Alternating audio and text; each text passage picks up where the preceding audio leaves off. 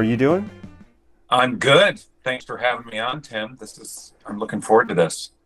Absolutely. So you are your bio says that you are a film composer, an actor, and a comedian. That's That's what quite the combo.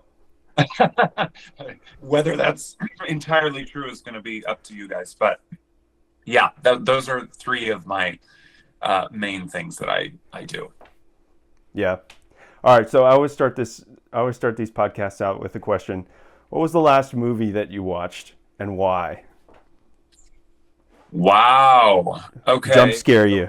And you know what? It doesn't have to be the very last movie, but maybe like one of the last movies that you enjoyed or Yes. didn't enjoy. Add some drama. Yeah. So the last movie we watched as a family was How the West Was Won, 1962, which Okay. had uh, all manner of stars in it. But I would say as a so-so movie overall. So I will go back before that one to recently rewatched A Quiet Place with my Oh, wife. okay.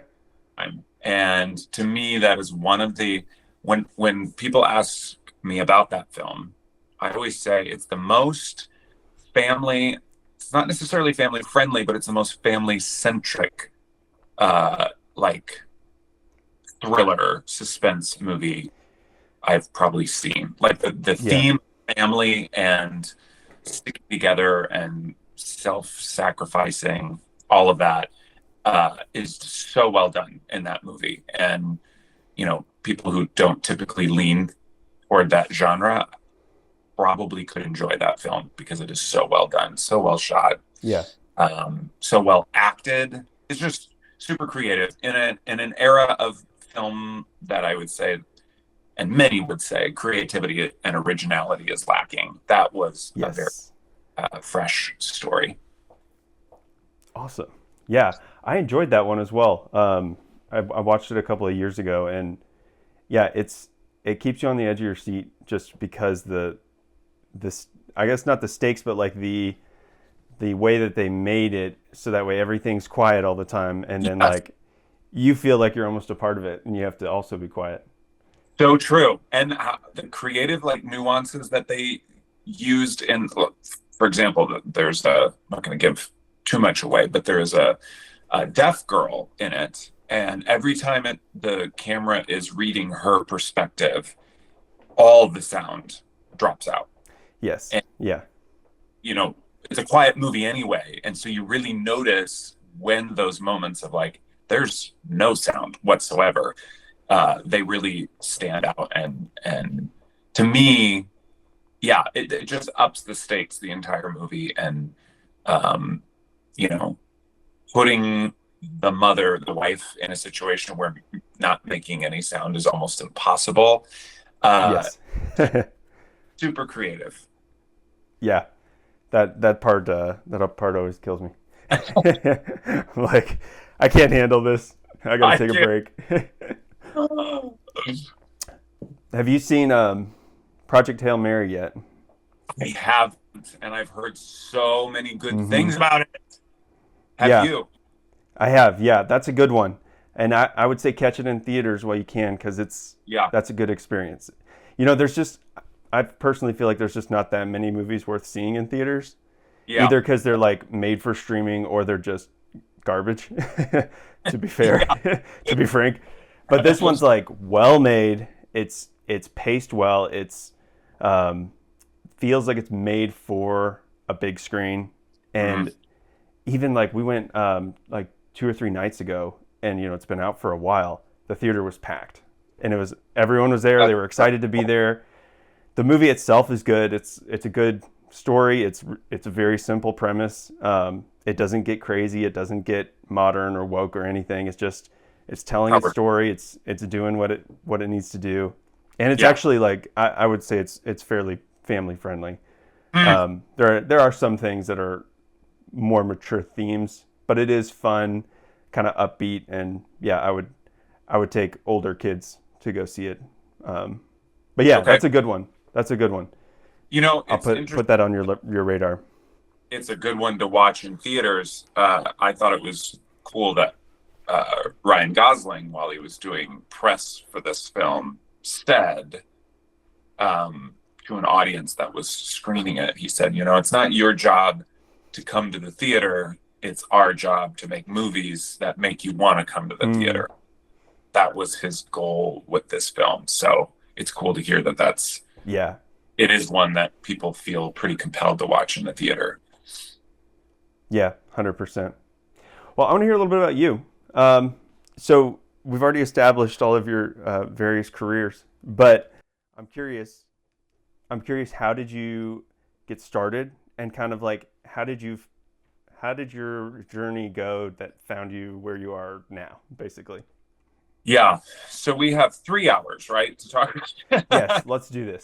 I always have a hard time crunching all of my life into a short amount of time, but I'd say the standout components that led me to this career. One would be, so on the music side, I started taking piano lessons in 2nd grade. So I was 7 years old. And my parents felt strongly about, I would also second this. Like, piano's a great, if you want your kids to be exposed to music and, learning an instrument, piano is such a great one because it establishes a foundation that you can then use to move on to other instruments. So you don't have to stick with piano, but I would say it's so foundational to learning the basics of music and then deciding where you want to go from there. So my parents felt and said, I have 2 older brothers as well, so there's 3 of us brothers, and they said, we're going to put you in piano lessons for 2 years at least and see if there's any natural God-given talent there. And if there is, we're going to keep you in lessons. If there's not, and you hate it, you can quit. We ended up all 3 really excelling and loving it to different degrees. I was the nerd who really, really enjoyed playing and practicing. So much so that I remember seeing my brothers complain about practicing piano. And so I did, because I was like, apparently you're just not supposed to like this. So if I want to be cool like my brothers, I'm going to pretend I don't want to practice. But it really was something I loved doing, and took piano lessons all the way through my senior year of high school. And then when I went to college, I didn't know what I was going to do. I went to a small Bible college about an hour north of where we live here in Iowa, in a city called Dubuque, Iowa, and went there for their 1-year foundational biblical studies course. Loved that and loved the people and loved the atmosphere. And so I decided to stay and majored in music ministry. So that's the music part. That's the music part of me. The acting side and comedian side was less anticipated. I'll just say that. When I was young, I was extremely self-aware, super insecure, not funny whatsoever, painfully not funny. I remember going to social events with the single goal of making one of my older brother's friends laugh once. And there were many times I came home, Tim, without checking that goal off. And it would just That's wild. Ruin my night. And so, that completely came out of nowhere. So about my freshman year of high school, which I think weirdly, and if I were to do a thesis someday, maybe I would try to tie this in. But right around when I hit puberty, my freshman year of high school, something clicked, and suddenly I didn't, which I think is a huge part of humor and comedy, is you just have to stop caring so much. And I did. I stopped overanalyzing and just relaxed and started making people laugh. And as most comedians can attest to, once you start getting laughs. You just kind of want to keep going and keep doing it. And so I changed a lot through my high school years, and did some drama, did a one-act play, did a couple other dramatic things, but it was more for fun. Never really, expected any sort of career out of it because I'm from Iowa. Did not really plan on going to the West Coast, which I take that back. I did have a moment near the end of my high school where I considered it, just because I was, I'll just say this. I never gave it serious planning. Sure. I'm thinking, I bet I could do it. Maybe I should just try it. And my dad, being very wise, I remember took me out to eat, and sat me down and basically was like, I don't think you should just do this.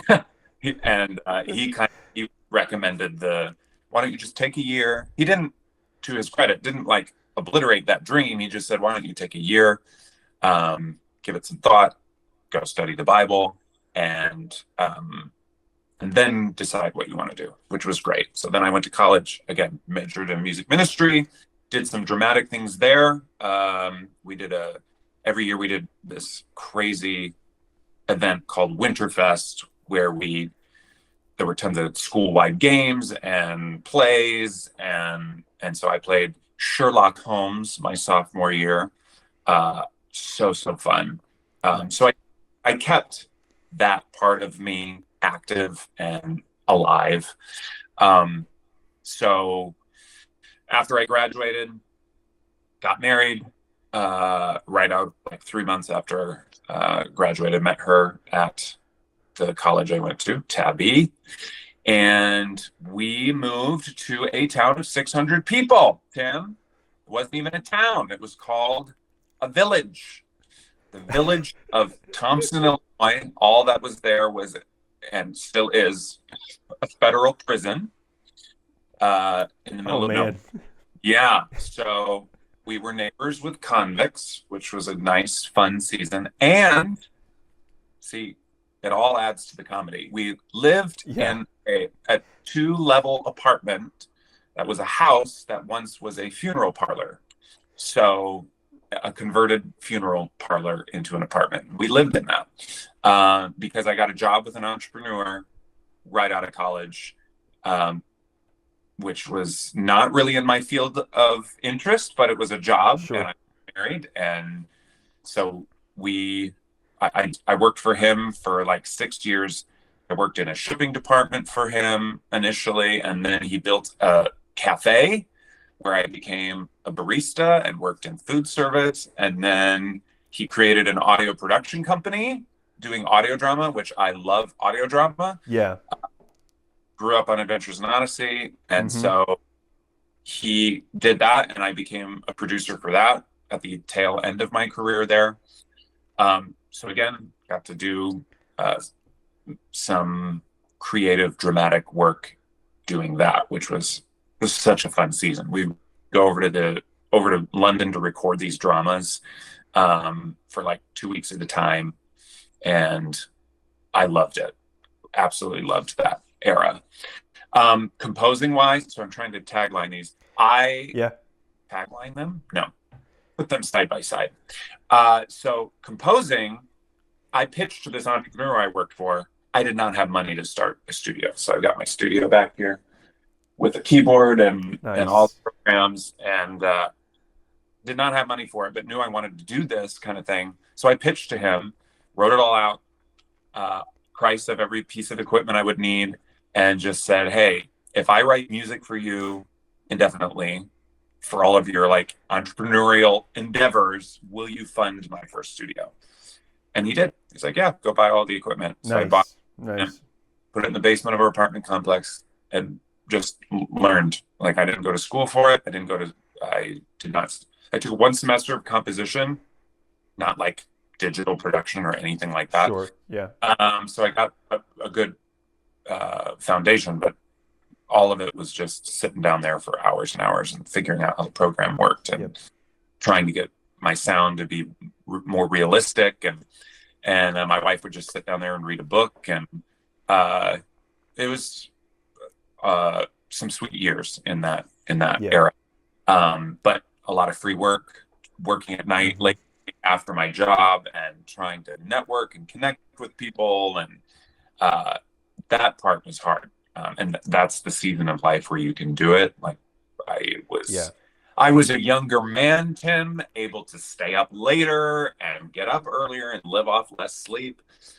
So I put in a lot of hours. You know, they talk about I forget how many hours, 10,000 hours. That makes you an Yeah. I expert. think 10,000. Yeah.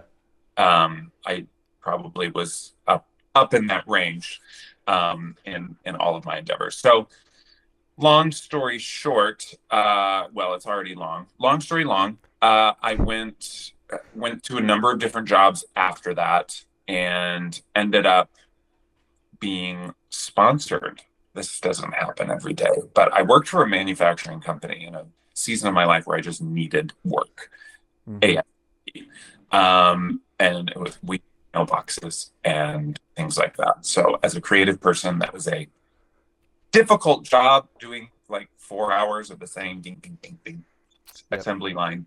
But put in I think a good year there, built great relationships, and I ended up being offered by them to be sponsored for a year, because the year 2020 was terrible for most businesses, but for manufacturing production, it was great because people were Hmm. stuck at home improving their houses and all of that.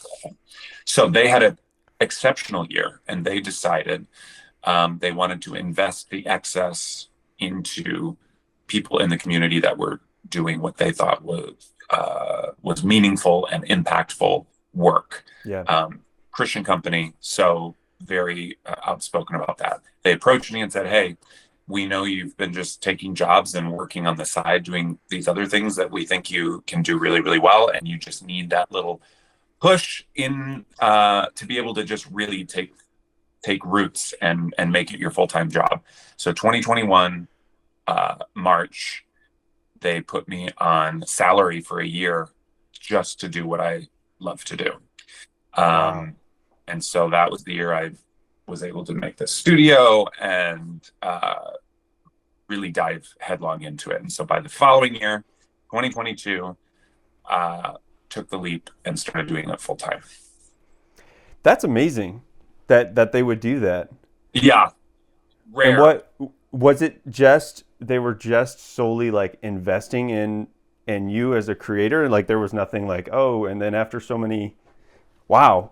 No, I mean, I was available to them to help with some creative things that they were doing, but Sure.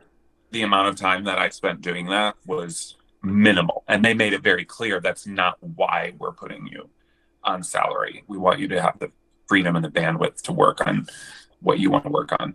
So, yeah, pretty wild. That's really cool. But That's that really I cool. well, even when you're doing a job that you are like, ugh, this is not me, and I feel like it's so easy to feel like you're wasting your time when you're investing so much time and energy into something that's not in your wheelhouse. But especially as Christians, resting in his timing and the fact that no time, if I'm living my life well, nothing has to be wasted. And that it can be preparation for the next era, the next phase. And you're building character quality, which is never a waste. So you never know what could come of it too. And this is just a Yeah. prime of that. And I skipped acting wise. So in 2020, not a great year for many and for many reasons. But that was the year I also got into acting. I was doing a lot of music work by that point, so I was looking for a music agent. Reached out to a talent agent that I knew only represented actors because I'm cool like that. And he just reached out and was like, "Hey, I know you don't represent composers, but you're the only Christian talent agency that I've heard of. Would you consider representing me?" And she was like, not really looking to represent composers, but we can keep in touch. Maybe things will change down the road." So I think it was a few months later. She must have like followed me on social media at that point and saw that I would do ridiculous, stupid sketches to promote my music Yeah. mainly. And I think she started seeing those, and then she reached out to me and said, "Hey, I think you have some acting potential. Would you want to audition to be on my acting roster?" And so again, I was 30 years old, full circle. Oh, maybe now's the time. Again, I live in Iowa, so I am nowhere near an entertainment hub. Chicago's the closest area, and Chicago's more known for stage and stand-up comedy and or sketch comedy. So not film. Right. So just was out of the blue, and a couple weeks later, like she signed me, said, "I loved your audition," signed me. 2 weeks later, I had my first gig with Compassion International, doing a Samaritan's Purse Operation Christmas Child, like how to pack your shoebox video. Oh, And interesting. first foray into acting of any kind professionally, and I fell in love with it and knew I wanted to do more of it. So I've been acting since 2020. Dang. Okay. Interesting. Um, it's interesting that you said earlier that I don't think you said you were shy, but you said that you didn't like being in the spotlight or anything, and yet this Yes. is this is what you do. Right. Yeah. Yeah. So even if your young kids show that they don't really have any desire or interest, and I've heard of this as a common. There's other people that I've met that had similar stories where when they were young, they couldn't. This would have been the farthest thing from their mind, but things can change. Yeah. Okay. So what right now? What is kind of the main thing that occupies your time, or is it kind of evenly split between the three areas that you're working in? Yeah. So currently, it's been a busy start to the year. So I just literally on Monday, I was commissioned last year by a symphony in Pennsylvania, called the Brandywine Valley Symphony, to compose an arrangement for America's 250th birthday, which is this year, and wanted a piece that was, uh, a medley of a bunch of patriotic tunes. And so I was commissioned to do that. So this is my first paid commission. So worked on that late last year, and then my orchestrator, Zachary Horner, has been working on it this year, taking it all from the computer onto written page, and just submitted that to the symphony on Monday, and the premiere is June 25th in Pennsylvania. So we'll be heading out for that, and a bunch of my family's looking forward to that. That's been a new thing. I am a creative consultant for a missionary organization in New Jersey, and so I've helped them launch a podcast. I'm about to head out there at the end of this month for season 2. Nice. With someone there. It's right on the coast of New Jersey, and it's an incredible organization called Christian Missions in Many Lands. And then I'm producing a film right now with a friend of mine so this is the first time doing that, where we met on a film set probably 2 years ago, maybe coming up on 3 years. We did a short film called Lifeless, which was a musical, and it was a zombie musical. I love with, that. Zombie having an existential crisis. So it has a Christian worldview about being dead inside, knowing that there's song, a famous song, Tim, in the film called "There's Got to Be More to Life Than Being Dead."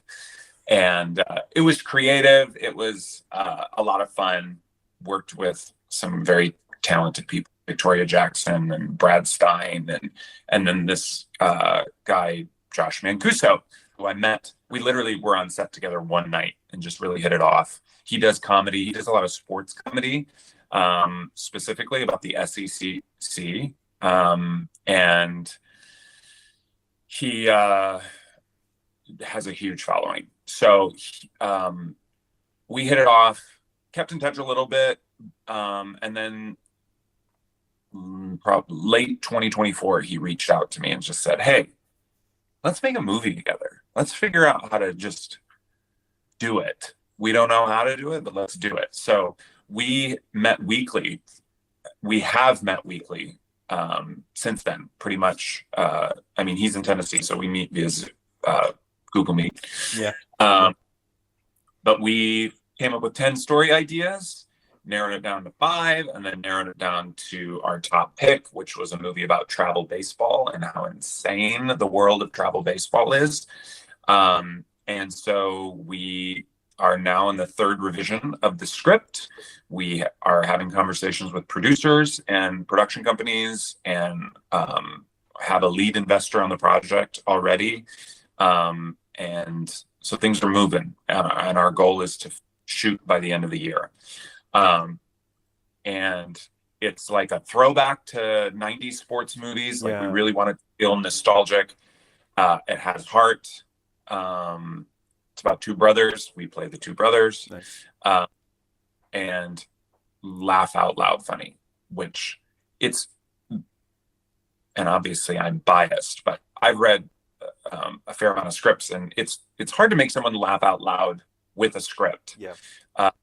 You're relying on performances bringing so much to it. Mm-hmm. And I laughed out loud a few times when reading through this script. So I think there's a lot of potential there. We want it to be hilarious, but we know a heart element to a film is really what makes it memorable. There's a lot of forgettable. For sure. So that's our goal. So that's been happening, and I've been spending a lot of time doing that. I'm also developing an audio drama series based on the Hardy Boys and Nancy Drew mystery series. I thought it would make a great. I grew up reading the books. Mm-hmm. I mean, Hardy Boys, one of the series that got me interested in reading, because the way they're written is they're always cliffhangers, and so you never want to put it down. And so I always thought, man, it would make a great audio series, even before audio was what it is now. Like, audio, the amount of hours that are being consumed with podcasts and audio books, and now audio dramas. So tried 13 years ago to get it done, but they were still under copyright. And then as of this year, I found out Nancy Drew, the first 3 Nancy Drew novels from like 1930 are now in the public domain. The first 8 Hardy Boys are now in the public domain.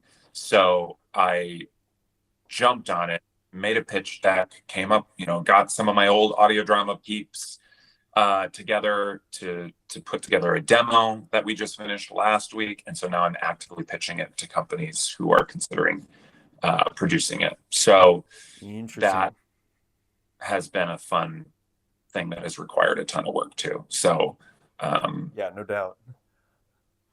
Producing it, and then I wrote the music for the demo, and I'm executive producing, so I'm in charge of seeing it from start to finish, and I'm the one doing the pitching. I've never pitched projects before, ever. So this has been a new, exciting season. My wife and I are writing a children's book. That's a new thing we're doing. And so, it's pretty well balanced at this point, doing a number of different things that fall under my creative wheelhouse. And I do a lot of content creation, which is a great outlet for me to just, being from area where there's not a lot of community and ways to like exercise those muscles, I kind of use content creation as a way to do that, as well as just maintain visibility and all of those kind of things. So yeah, it's a little bit of a tossed salad, if you will. Yeah. Well, you got a lot of irons in the fire. Yes. Yes. So a kid's book, you're composing, you're making movies, you've got it all. You've got every medium covered. Fine. That's really cool. I didn't know that those books were that old, and that they're already in the public domain. Yeah, Hardy Boys started in 1907. That first books were published, and Nancy Drew 1930. And so we're going to adapt the original books. So they're, they do so many, there's been plenty of movies and TV shows made about them, but they, try a lot of times reinvent the originals. And I'm just like, why? Let's just adapt the original stories and set them in the 30s and in the 20s and give them that vintage vibe. So I'm excited about it. It's just a lot of waiting when you're pitching something. You're one of the people that they're thinking about. Yep. But there is some interest, so that's a win. Very cool. Regardless. Yeah, and you got to get to it before all these studios that want to make horror films out of all the stuff that comes into the public domain. Got to beat those guys to the punch. Winnie. Exactly. Anything to make. So I'm curious. You've obviously got a lot of irons in the fire, but as you're thinking of the future, like what's beyond these obviously really big things that you're doing at the moment, what are some other like ambitious goals that you're like, man, one day, maybe it's 10 years down the road or 20 years down the road, you're like, I really want to try and do this thing? Yeah. I think really I'd like to do more of what I am doing in a more controlled, if you want to use the word control. We're not really in control, but as far as being a little bit more intentional and able to decide what I am going to do and what I'm not going to do, because when you're in this era, or in this era of my work, I've been able to start transitioning it that way. But, when you're first getting started, you're kind of just taking what you can without compromising whatever your standards and your morals are. And you just kind of got to take everything, and you work really hard and you work long hours and tons of outreach and networking.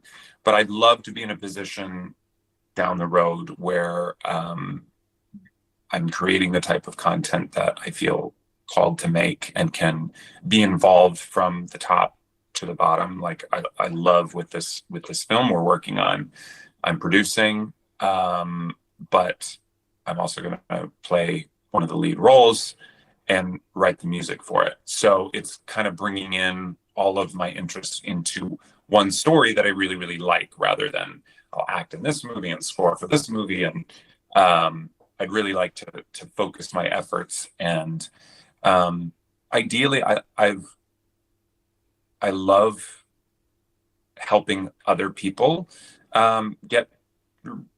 reach their goals. And I think there's maybe room in the future for that. I don't know what that would look like, whether it's just something who's a little more attainable than a lot of people are when they're with people reaching out to them. But I just love seeing people achieve things that they didn't think they could, and encouraging people who may be in a similar scenario where you don't have the training, you're not in a community of the people that are doing what you want to do. You have no contacts in the industry, like those kind of things that described me. And so helping people go from that mindset to, you can do this. And if the Lord wants you in a particular arena, he can make it happen. So don't limit yourself based on those things that we tend to limit ourselves on. Yeah. Yeah. That's something I think about often is like, how do you help the, really it is like helping the next generation, but helping, I think, especially younger people kind of catch this Hmm. vision and like navigate this. Cause it's when you're young and you're looking at it from, from before you've done anything, it looks huge and daunting. And Yes. that was some of the, I think the cool things that I was talking to Ezra about, and just hearing how it was every day he just got up and he kept doing the work every day.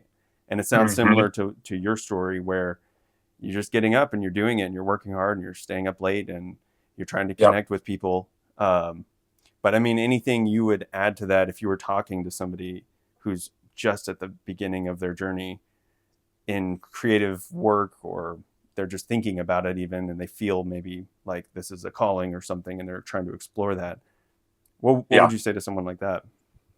Yeah. A few things I would say. One is prioritize. So again, I'm speaking specifically to Christian artists, Christian creators. There are so many things about the industry, the film industry, whether you're acting, composing, producing, whatever, that could be incredibly detrimental. And so, a lot of people freak out when people have when their kids, for example, are interested in the arts. And I understand the concern because there is a lot that could derail you, and there's a lot of darkness there. So I understand that concern, but recognize, actually taught a course once called Help, My Kids Are Interested in the Arts. And it was basically helping parents realize that there's a way to do it and there's a way to do it well and in a God honoring way. And that people in the arts need light, they need Jesus. And Christ's command to go into all the world and preach the gospel includes, Hollywood and the media world. So my encouragement always is get the foundation, similar to what my dad said. Study the Bible, know what you believe. How does that inform the way you live and your worldview and how you're about to pursue this career? If you don't have that in place, it's going to be shaped for you in the industry.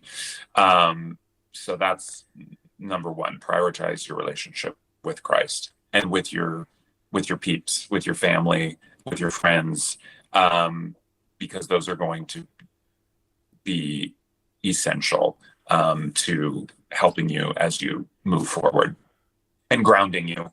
If you get any amount of success through it, they're going to be the real ones who speak truth to you. So yeah, that prioritization, know what you're going to do and not going to do is a big one. Like even before you're starting work in what you'd like to be doing, this is an industry that requires that. There's so many lines of, when you work at a factory or you're a carpenter, you're not going to really morally generally assess what building you're going to build or which house you're going to build, or service, whatever. But with the film industry, you're going to be confronted with that decision over and over and over again. So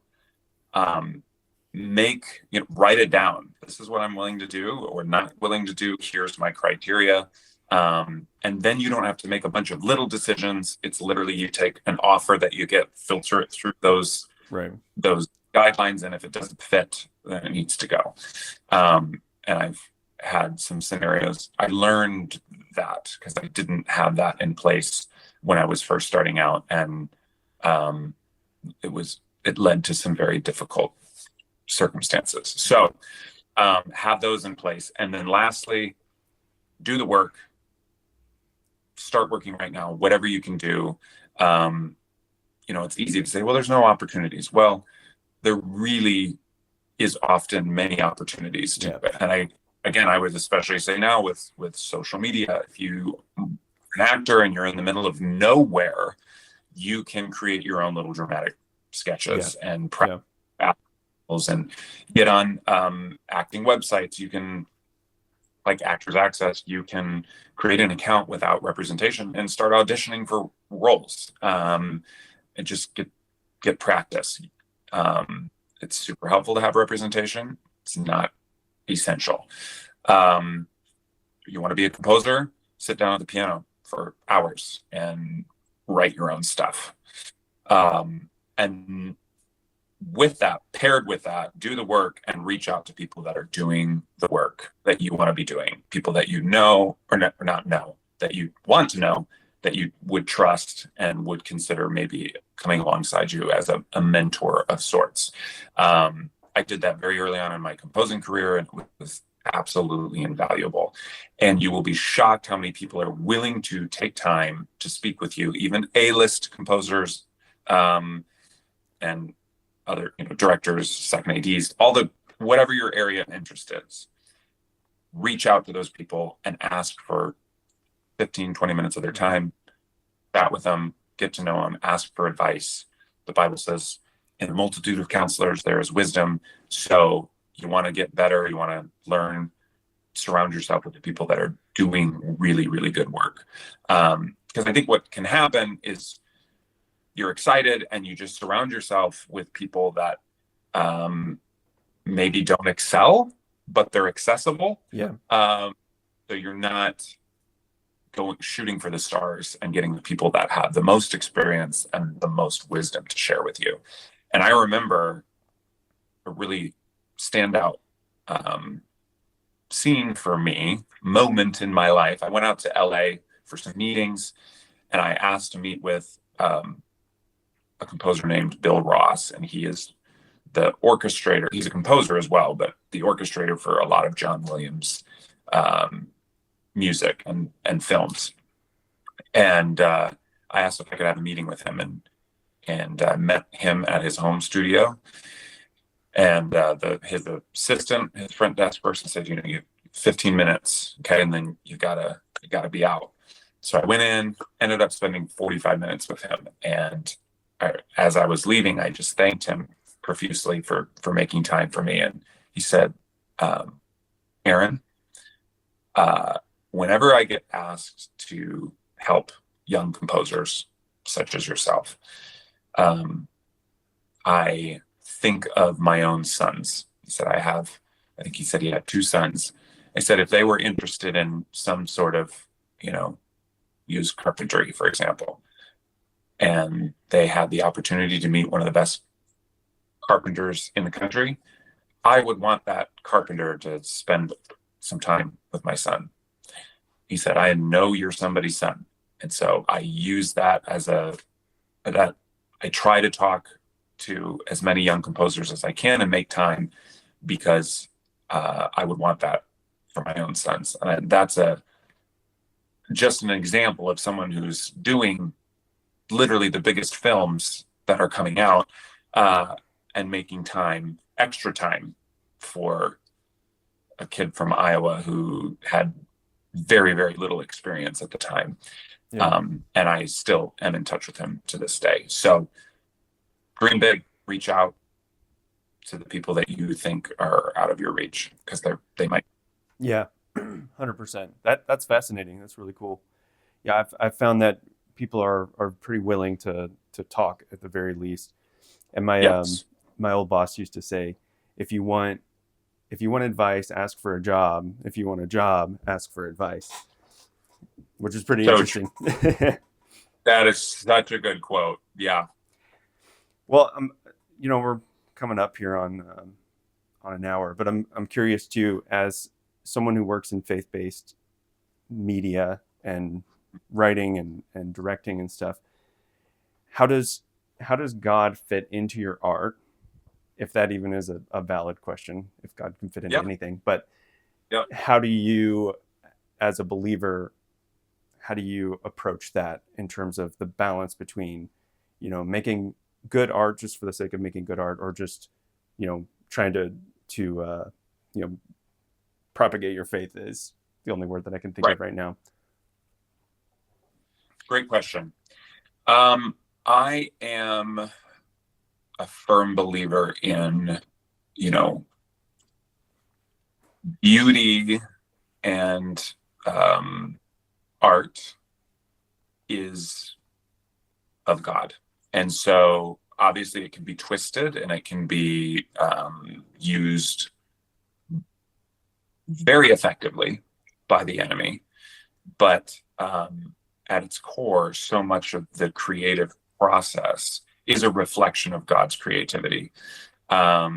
He is the creator and he made us in his image. And so we are creators. And that is, to me, I think one of the greatest gifts of being a human, is that we are given the responsibility to reflect God through our creation. And so when I am deciding what to do, there's obviously limits to, like I mentioned before, there's certain things I would never do because it's an affront to everything the Lord stands for. But at the same time, I'm willing to, like this baseball movie. It is not a faith-based film. It's a clean, family-friendly comedy. And so when it comes to those kind of projects, I really do think you can still convey truth through art. And so I think we need to be very careful what we convey, even when it's not. I think it's so easy to say, well, this is a faith-based film or this is a Christian film. And then anything outside of that is godless. Right. And I would say that is not always the case. I think a lot of times there's certain films that I've seen that definitely don't fit in the faith-based category that I think use the word propagate truth more effectively than some faith-based films that I've seen. Mm-hmm. And there is a skill to doing that. And I would love to be someone who excels at that. So really hammering home for me, for myself, for my own life, is that intent. Why are you doing what you're doing? To me, which is why I have it up here. I don't know if is it in the frame? Yeah.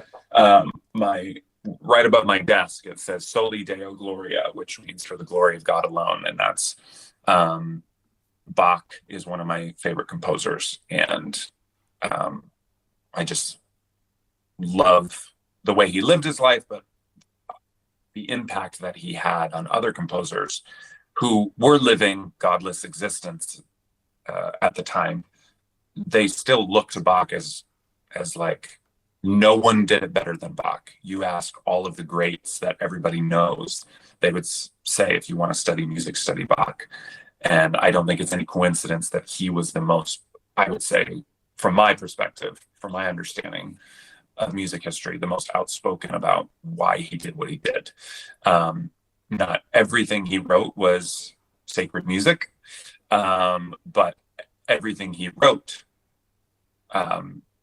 he tried to give glory to God. So he would start manuscripts of the music that he wrote near the end of his life. Specifically, it sounds like it had JJ, which stood for Jesu Jova, which was Latin for Jesus help me at the start of a piece, and at the very end of a piece he would put SDG, Soli Deo Gloria, for the glory of God. So Lord help me write this, and at the end reminding him this is who it's for. That's what I want in my music. That I put it in my score for this piece that I wrote for the symphony in Pennsylvania, and in filmmaking, that's what I want it to be. Lord help me do this, and at the end of the project, may it be for your glory. That to me is the motivating force behind why we create art, whether it fits in that category of faith-based or secular. That's a really cool, I didn't know that about his work, but that's a really cool perspective. I love that. Well, appreciate you talking with me. I don't want to take up your whole day, but thanks for jumping on and talking, and hopefully we can talk again soon. I would love that. Thanks for asking me to be on your podcast. Absolutely.